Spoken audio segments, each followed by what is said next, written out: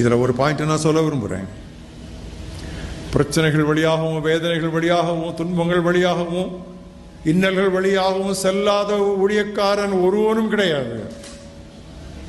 எனவே ஏதாவது ஒரு ஊழியக்காரன் சொல்லொன்னா துன்பம், சொல்லொன்னா பிரச்சனை, விளங்கிக் கொள்ள முடியாத சிக்கலுக்குள்ளே மாட்டிக்கொள்வாரானால்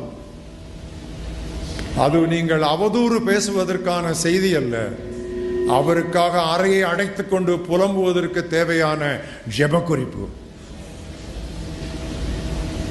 All the servants of God invariably, without any exception, go through some problem or other.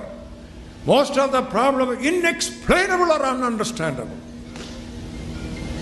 Don't make it a news for gossip, but weep for them in secret.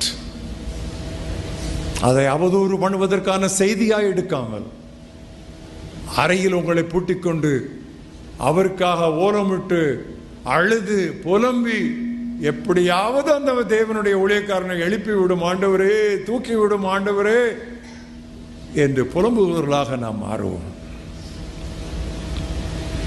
முக்கியமான ஒரு குறிப்பு ஏன் தெரியுமா?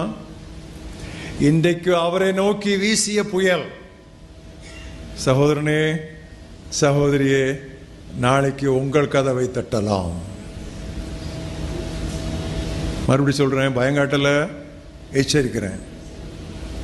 இன்றைக்கு எந்த ஊழியக்காரனுடைய பிரச்சனையை பார்த்து நீங்கள் நகைக்கிறீர்களோ, எவருடைய ஊழியத்திலே, வாழ்க்கையிலே, குடும்பத்திலே வீசிய புயல் உங்களுக்கு ஒரு கேலிச்சரக்காக மாறிவிட்டதோ, கவனம், நாளைக்கு அந்த புயல் உங்கள் கதவையும் தட்டலாம்.